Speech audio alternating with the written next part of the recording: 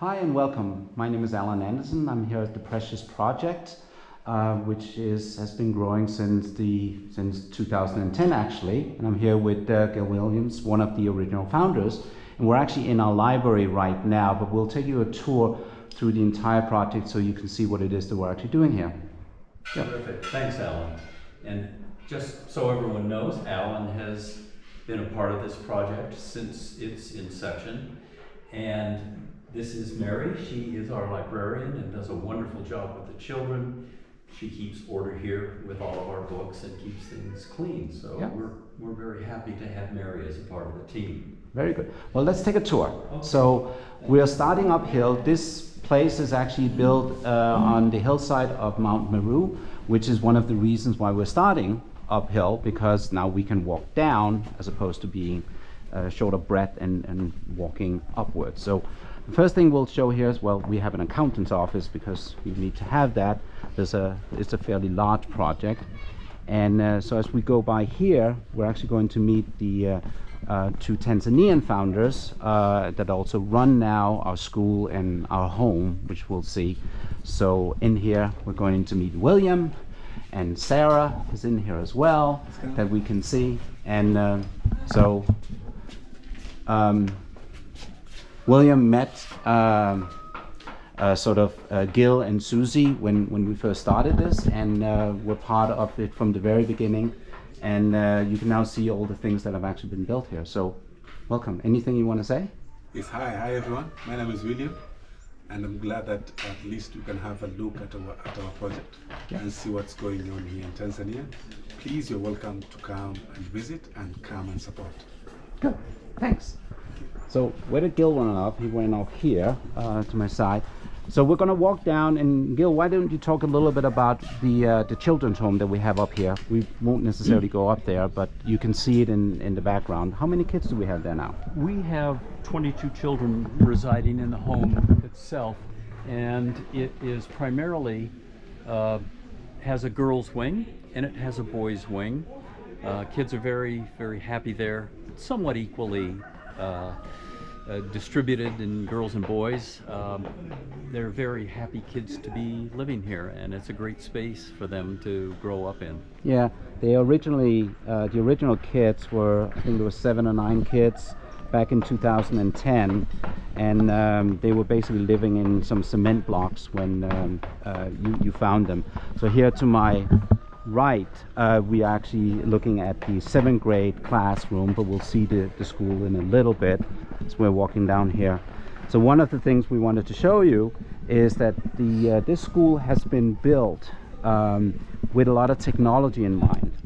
And so we recently completed our computer lab, which is very impressive, especially for Tanzanian standard. The school has, from almost the very beginning, used technology to educate, and here to my right you can see that we're actually providing making sure that there's good walking things and so forth.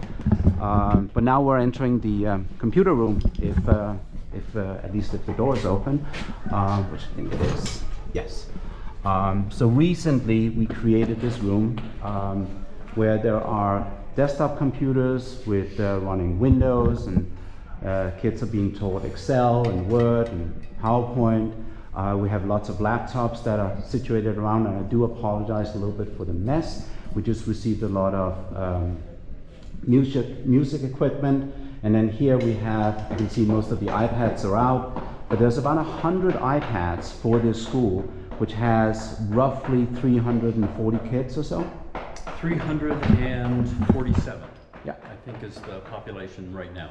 So, but this is brand new, and the kids usually come in here in the afternoon and can learn about all about technology, science equipment as well. There's quite a lot of that has been bought here. So let's take a walk across and take a look at the actual school. By the way, here in this office here is our social worker, Rahima, that is doing a lot of very good things in the community, making sure that we attract the right kids. Kids are sometimes coming from very difficult situations.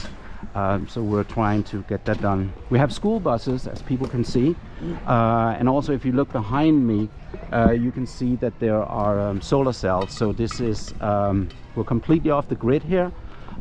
We make all of our own electricity for all the activities that are coming here.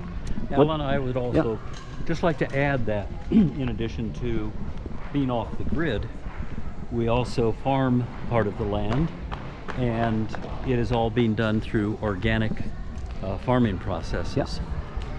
And so here we have the school. There's literally from what we call baby class all the way up to 7th grade. So there's baby class, pre-K, kindergarten, 1st grade, and then up to grade 7.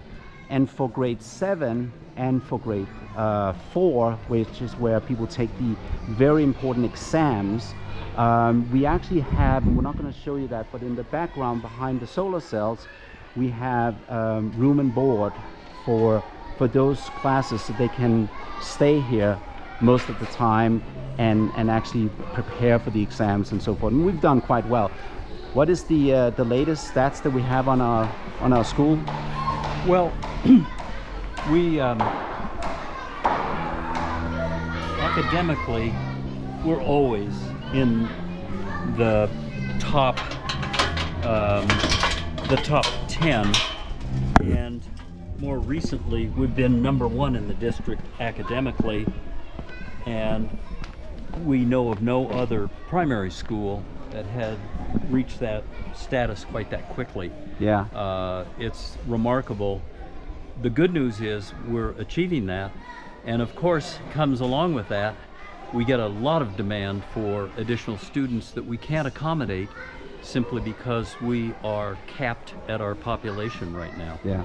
No, it's we're now entering here the dining hall, which is also being used for various activities during the weekend. And over here to my left, we actually have some music sessions going on. We have some volunteers that have come from Uganda and are helping both the teachers but also the students with music, and some of the music equipment that you saw in the other room, in the computer room, have actually just been bought. So this is where all the kids will come in, they will eat, and I can see we even have one of the chickens here that's eating. But what is sort of the next phase for Precious? What is it that we're now trying to do? This has been an amazing journey over the last 10 years, and especially the last 5 years. It is amazing, and the next phase is that we want to build a secondary school, and in order to do that, we have land at secondary school. We have the plot plan, we have an architect's rendering, and we want to go about that planning process very planfully.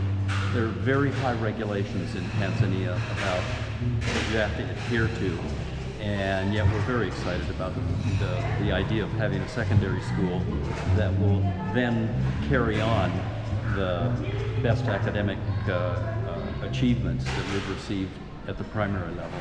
Excellent. Let's take a look at the kitchen. Actually, too. yes. So this place is on a daily basis feeding almost 350 kids and teachers. Plus staff. So Plus staff. We're feeding probably 400 meals Yeah. twice a day. And that's also part of the new Landers Fort, which is currently being farmed, so that more and more of the food can actually be done in here in a self-sustainable way. And here we have the kitchen. You can see we're making rice.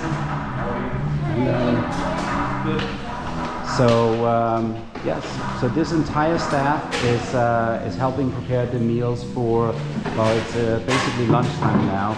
So I hope you enjoyed this tour.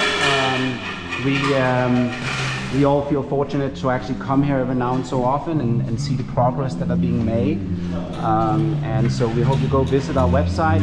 It's called preciousproject.org, and you can find out all the things that we're doing and sign up for our monthly newsletters. So thank you very much, and thank you, Gil. Thank you very much, Alan. And I do want to give a nod of appreciation to both Ina Ghaznavi and Allan Andersen, who are doing a wonderful job and have been with the project since its inception. So thank you, Allan. You're welcome. Thanks.